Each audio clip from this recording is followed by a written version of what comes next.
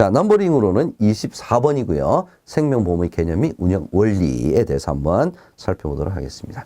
다음 괄호 안에 들어갈 생명보험의 기본 원리는 무엇인가? 쉬운 문제죠. 전환이동의 문제입니다. 다수의 사람을 대상으로 관찰해보면 땡땡에 따라 사고의 발생 가능성을 예측할 수 있고 보험료를 산출할 수 있게 된다. 자, 이 기본 원리는 뭐에 대한 설명입니까? 대수의 법칙에 대한 설명이죠. 연관 문제 보겠습니다.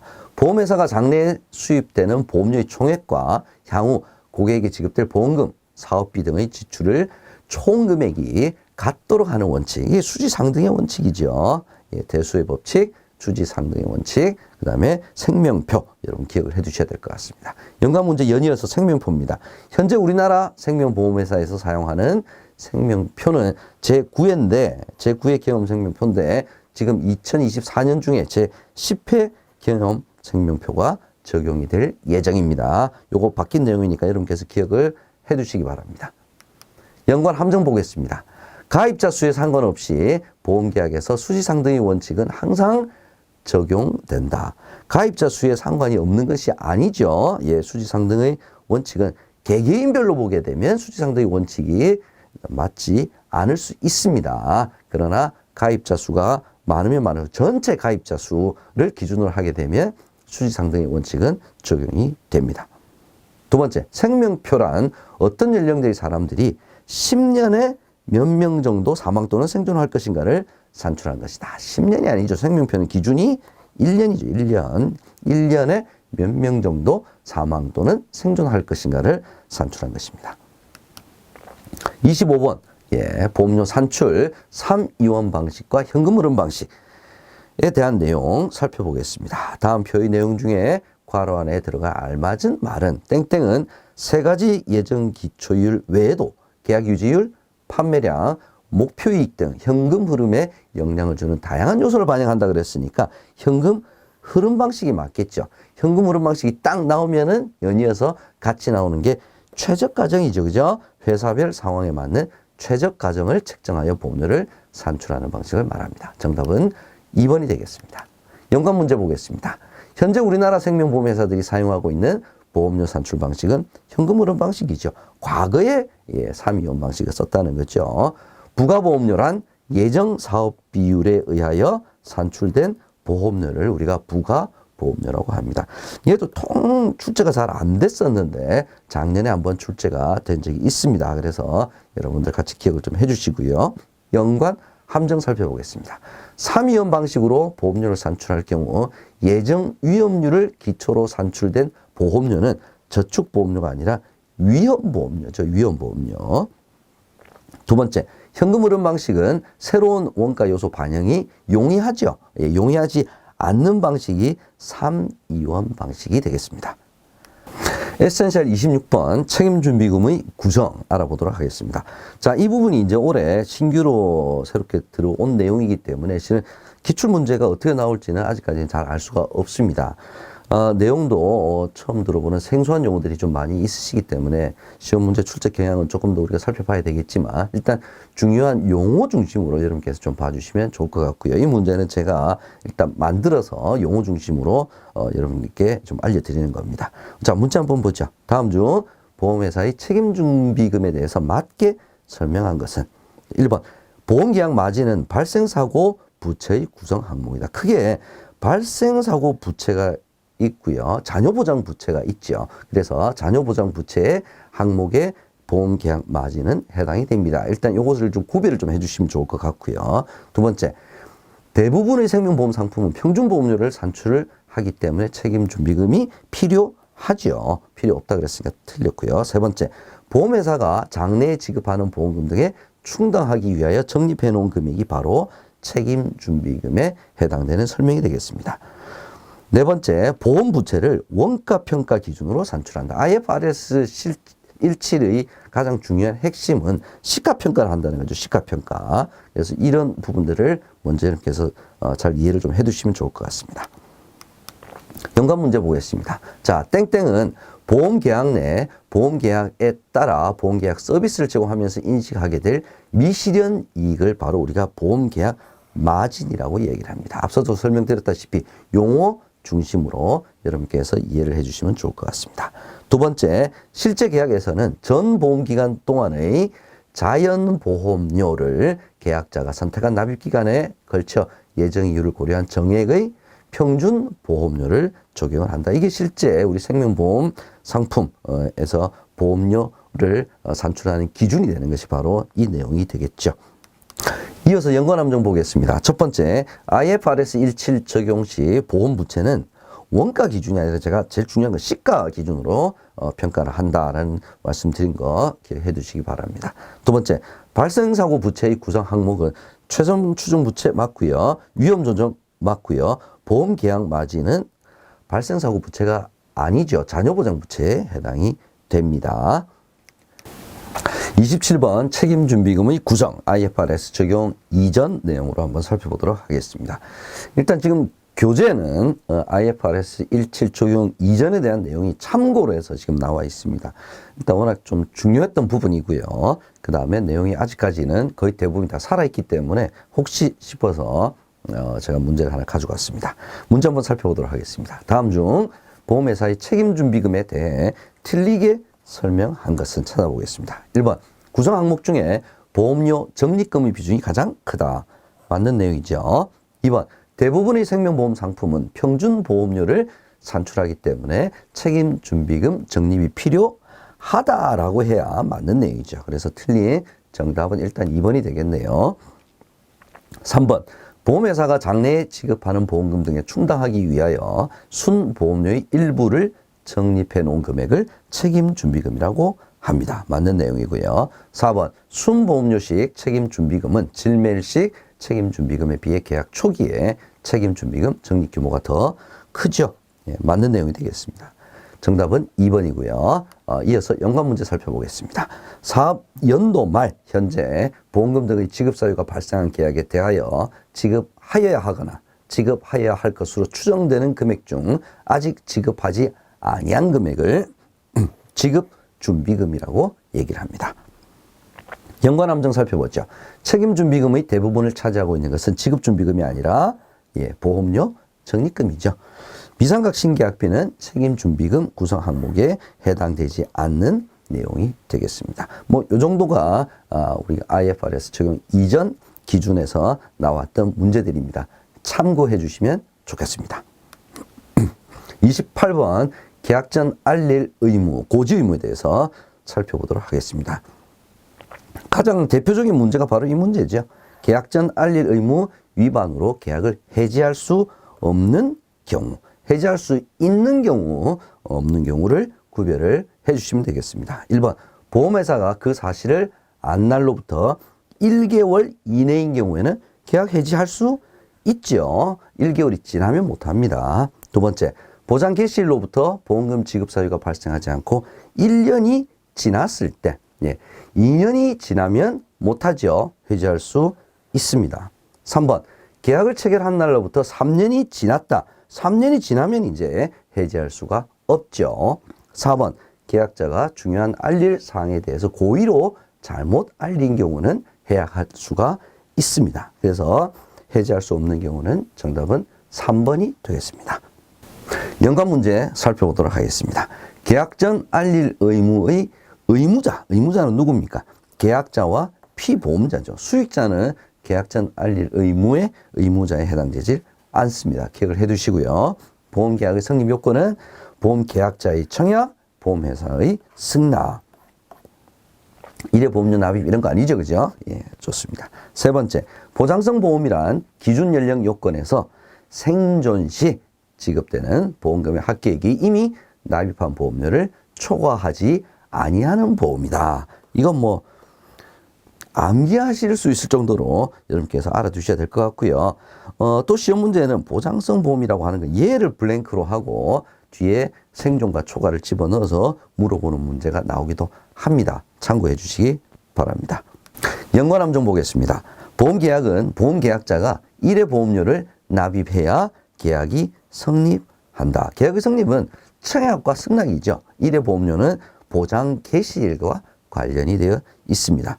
두 번째, 보험회사와 보험계약자 사이에 이루어지는 일종의 채권계약이기 때문에 생명보험계약은 부합 계약의 특성을 가진다. 일종의 채권 계약, 쌍무 계약이죠. 쌍무 계약의 특성을 가지고 있습니다.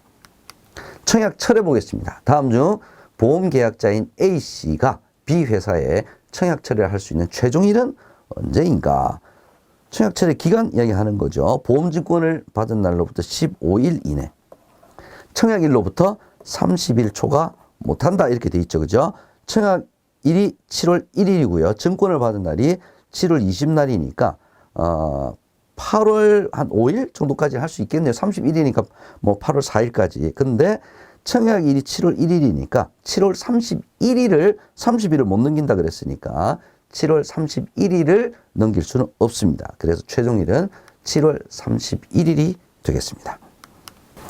연관 문제 보겠습니다. 전문금융 소비자란 누가 전문금융 소비자인지 국가, 지방자치단체, 한국은행, 금융회사, 주권상장법인 이런 기관들이 해당이 되겠죠. 그래서 전문금융 소비자에 해당되는 이들 기관들이 청약을 철회를 할 수 없다라고 하는 점 이어서 생각을 해주시기 바랍니다. 두 번째, 약관의 교부 및 설명 의무를 위반을 했을 때 계약자는 어떤 권리를 갖게 됩니까? 계약이 성립한 날로부터 몇 개월? 3개월 이내에 그 계약을 취소할 수 있습니다. 무효 이런 거 아닙니다. 취소죠. 연관 함정 보겠습니다. 보험계약 청약일 당일에도 청약은 철회할 수 있습니다. 없다 그랬으니까 틀렸고요. 주권 비상장법인은 전문금융소비자에 해당하지 않죠. 주권 상장법인이 전문금융소비자죠. 세 번째, 보험계약자는 보험증권을 받은 날로부터 30일이 아니라 15일 이내에 청약을 철회할 수 있습니다. 네 번째, 보험기간이 1년 미만인 계약은 청약 철회할 수 있죠. 없다 그랬으니까 틀렸습니다. 자, 90일 미만인 계약은 청약을 철회할 수 없다. 이렇게 돼야 맞는 내용이 되겠습니다. 에센셜 30번 보험계약의 변경 보겠습니다. 다음 중 생명보험 표준약관상 보험계약 내용 중에서 보험회사의 승낙을 받지 않고도 변경이 가능한 것은 쉬운 문제죠. 보험수익자죠. 이 부분 여러분 쉬운 문제, 전환이도 이런 건 놓치면 안 됩니다. 연관 문제 보겠습니다. 보험료 미납으로 해지 시 해지된 날로부터 몇 년 이내에 부활을 청약할 수 있습니까? 3년. 또 하나 조건이 있었죠. 해약 환급금 수령하지 않았을 경우에 연관 함정 보겠습니다. 보험회사의 승낙이 이루어진 날로부터 보험회사의 책임이 개시된다. 보험회사의 책임 개시는 승낙이라고 상관이 없죠. 제1의 보험료 납입일이죠. 두 번째, 보험계약자는 보험수익자를 변경할 경우에 보험회사의 승낙을 받지 않아도 가능합니다. 보험회사의 승낙이 필요 없는 보험계약 내용의 변경은 바로 보험수익자 변경. 31번, 책임 개시 납입 최고 특별부활 보겠습니다. 자, 특별부활에 대한 설명으로 틀린 것은 1번, 청약 시 보험수익자는 계약 해지로 인해 보험회사가 채권자에게 지급한 금액을 보험회사에 지급을 해야 됩니다. 두 번째, 강제집행 등으로 인하여 해지된 계약이 특별부활 대상이죠. 그것도 맞죠. 3번, 특별부활을 청약할 경우 회사는 승낙해야 합니다. 4번, 해지 당시의 보험수익자가 피보험자의 동의를 얻는 것이 아니라 보험계약자의 동의를 얻어 부활을 청약할 수 있습니다. 그래서 틀린 지문은 4번이 되겠네요. 연관 문제 보겠습니다. 보험회사의 책임 개시일은 제1의 보험료 납입일입니다. 그래서 계약자는 지체 없이 보험료를 납입을 해야 보장을 개시를 받을 수 있겠죠. 두 번째, 해약환급금 청구권에 대한 강제집행, 담보권 실행 등으로 계약이 해지된 경우 해약환급금 청구권을 압류한 채권자와 수익자의 보장적 이익을 합리적으로 조정하기 위한 제도는 바로 특별부활 제도를 의미를 하는 것입니다. 연관 함정 보겠습니다. 보험계약에 관하여 분쟁이 있는 경우 분쟁 당사자 또는 기타 이해관계인과 보험회사는 누구에게 조정을 신청할 수 있습니까? 생명보험협회와 분쟁 조정은 관련이 없죠. 금융감독원, 금융감독원장에게 조정을 신청할 수가 있습니다. 32번 보장성 보험료에 대한 세액공제 내용입니다. 세액공제 대상에 해당하지 하는 것은 기본공제 대상자 요건이네요. 그죠? 부모, 다 모든 그 기본공제 대상자 요건은 연소득은 무조건 100만 원입니다. 100만 원. 일단 형제자매는 100만 원이 오버됐으니까 안 되겠고요. 자, 부모는 60세 이상이어야 되죠. 배우자는 나이, 연령 요건이 없습니다. 소득 요건만 있죠. 그래서 일단 정답은 나가 될 것 같고요. 자녀는 20세 미만이어야 되겠죠. 자, 형제자매는 애초 연소득에서부터 틀렸고요. 정답은 나가 되겠습니다. 연관 문제 보겠습니다. 생명보험에서 보험료 납입 시 세제 혜택은 대표적인 것이 보장성 보험료, 연금계좌, 세액공제 이 두 가지가 납입 시 대표적인 세제 혜택이고요. 두 번째 수령 시 보험금 수령 시 세제 혜택은 세 가지가 있습니다. 저축성 보험 보험차익 비과세, 연금소득 분리과세, 그 다음에 비과세 종합저축의 이자 소득. 이게 바로 수령 시 세제 혜택이 되겠습니다. 뭐 다 외우시기는 만약에 어려우시면 두 가지를 구별만 정확하게 해주시면 되겠습니다. 연관 함정 보죠. 근로소득자와 개인사업자는 납입한 보장성 보험료에 대해 세액공제를 받을 수 있다. 자, 보장성 보험료 세액공제의 대상자는 근로소득자의 하나죠. 개인사업자는 세액공제를 받을 수가 없습니다. 두 번째, 국민건강보험, 고용보험, 노인장기요양보험료는 전에 해당 과세기간의 근로소득에서 세액공제를 받을 수 있는 것이 아니라 소득공제를 받을 수가 있습니다. 자, 이 부분 함정으로 자주 출제가 됩니다. 기억해 두시기 바랍니다. 33번 연금계좌에 대한 세액공제 살펴보겠습니다. 자, 틀린 거 찾는 거네요. 1번 보험회사의 연금저축보험, 은행의 연금저축 신탁이 대상이다. 맞네요. 2번 근로소득만 있는 경우 총 금액이 5,500만 원 이하인 자는 15% 우대를 해주죠. 세액공제율은 15%입니다. 종합소득만 있는 경우에는 4,500만 원 이하죠. 3번 자영업자는 연금계좌 세액공제 받을 수가 있죠. 보장성 보험료는 근로소득자에만 하나지만 연금계좌 세액공제는 종합소득자 다 해당이 됩니다. 4번 확정급여형 DB형이죠. DB형은 퇴직연금계좌의 연금계좌 세액공제 대상에서 제외가 됩니다. 그래서 대상이다 그랬으니까 틀린 정답은 4번이 되겠습니다. 연관 문제 살펴보겠습니다. 자, 종합소득 금액이 6천만 원입니다. 종합소득이 6천만 원이면 일단 12%가 적용이 되겠네요. A씨가 연금저축계좌에 500만 원, 600만 원 최고 한도죠. 퇴직연금계좌에 200만 원, 합산해서 900만 원이 최고 한도였으니까 500만 원, 200만 원에서 700만 원은 모두 세액공제 대상이 되겠네요. 몇 퍼센트? 12%죠. 700만 원이 12%니까 84만 원이 되겠습니다. 연관함정 살펴보죠. 연금계좌 세액공제는 근로대상자를 대상으로 한다. 연금계좌 세액공제는 종합소득자를 대상으로 하고요. 두 번째, 종합소득 금액이 8천만 원인 경우에 세액공제 대상 연금계좌 납입 한도는 300만 원이다. 소득 금액이 높아진다고 해서 납입 한도가 달라지는 것은 아니죠. 이거는 예전 기준입니다. 세 번째, 연금저축은 연금 수령 시 이자 소득으로 과세되는 것이 아니라 연금 소득으로 과세가 됩니다. 그래서 틀린 함정이 이자 소득이 되겠습니다. 34번 저축성 보험과 세금 보겠습니다. 저축성 보험의 보험차익 비과세 요건에 맞는 금액은 자, 일시납 저축성 보험의 비과세 요건 금액 요게 시험 문제 자주 나오죠. 현재 계약자 1명당 납입할 보험료 합계액은 얼마이야? 1억 원 이하가 비과세 요건에 해당이 되겠습니다. 기억해 두시기 바랍니다. 연관 문제 보겠습니다. 월 적립식 저축성 보험의 보험차익 비과세 요건 5가지. 첫 번째, 최초 납입일로부터 만기일 내지는 중도 해지일까지 10년 이상, 납입기간 5년 이상, 매달 납입보험료 균등, 선납기간 6개월 이내 월 150만 원 이하 납입보험료 150만 원 이하도 시험 문제 자주 나옵니다. 기억해 두셔야 될 것 같아요. 연관 함정 보겠습니다. 피보험자의 변경은 월 적립식 저축성 보험의 계약기간 기산일 변경 사유에 해당하지 않습니다. 피보험자의 변경은 기산일과 상관이 없습니다. 두 번째, 저축성보험의 보험 차익은 만기 환급금에서 계약기간 중도에 받은 보험금을 차감한 금액이다. 자, 보험 차익은 만기 환급금에서 납입한 보험료를 차감한 금액이지 보험금을 차감한 금액이 아닙니다. 이 두 가지를 구별을 해 두셔야 되겠습니다.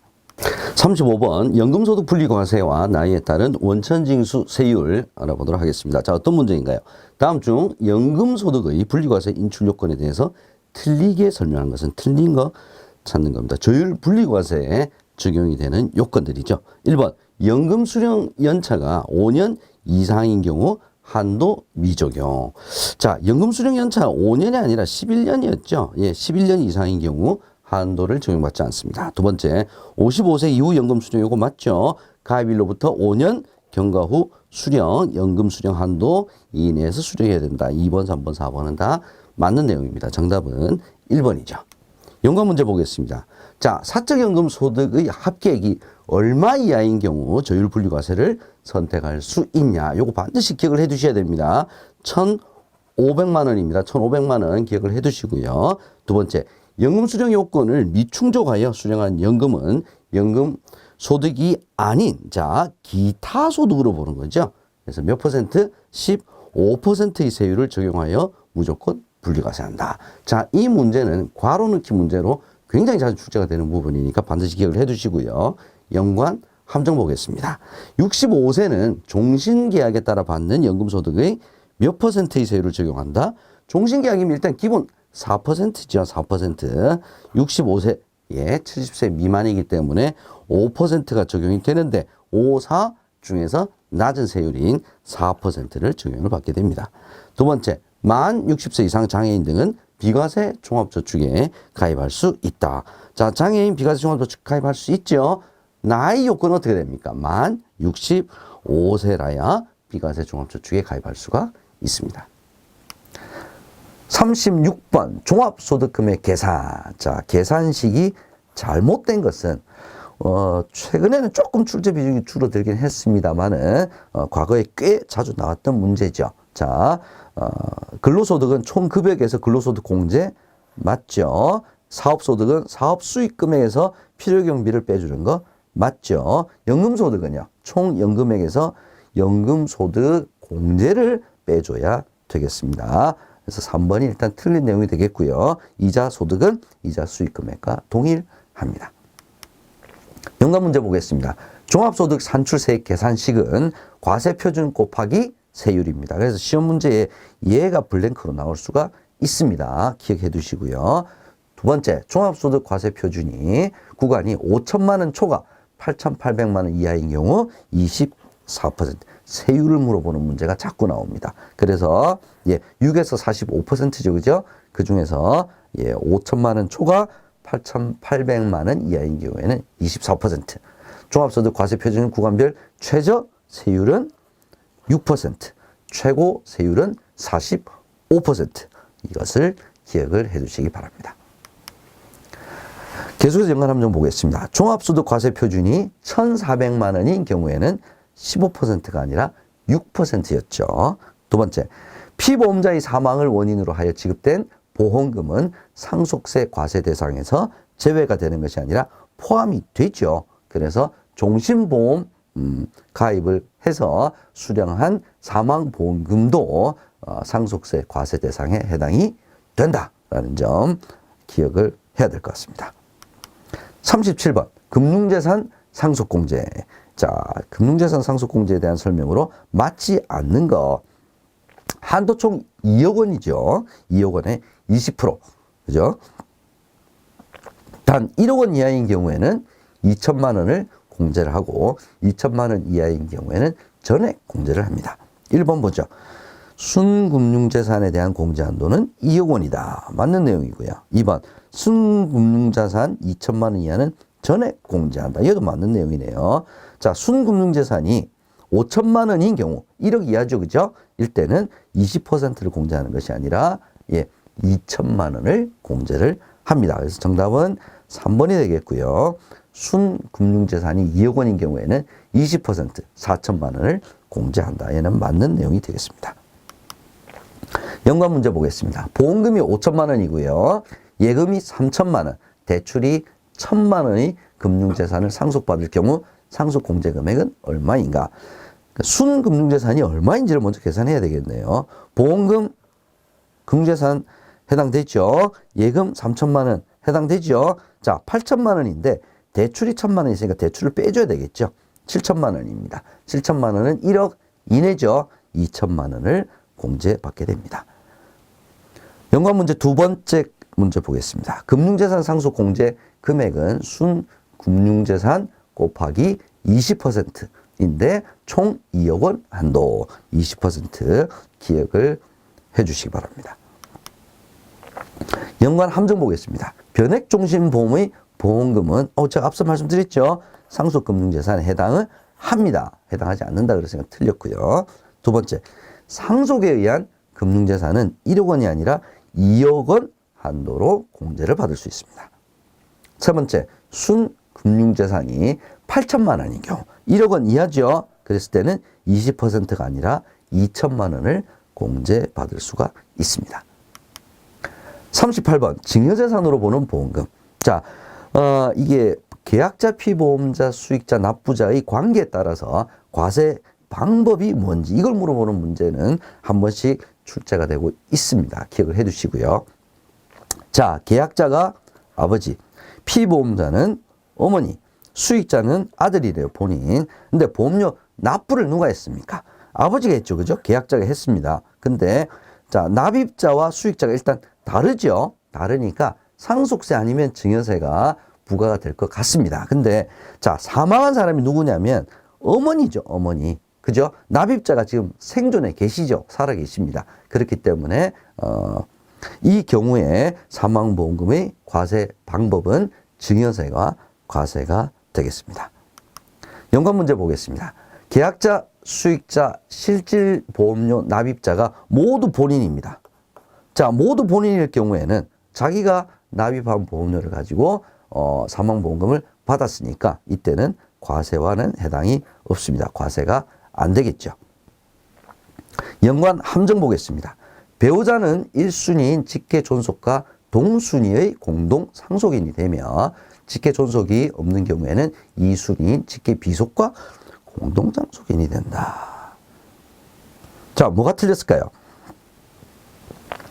배우자는 1순위, 그 다음에 2순위와 공동상속인이 되는 건 맞아요. 근데 직계존속이 1순위냐, 직계비속이 1순위냐, 직계비속이 1순위고요. 직계존속은 2순위가 되겠죠. 이 두 가지를 바꿔놨네요. 자, 이런 함정이 나옵니다. 두 번째, 보험계약자가 미성년자인 경우에는 누군가에서로부터 돈을 받아서 보험료를 납부를 했다라고 보기 때문에 당연히 증여세가 부과가 돼야 되는 게 맞죠. 부과되지 않는다 그랬으니까 틀린 지문이 되겠습니다.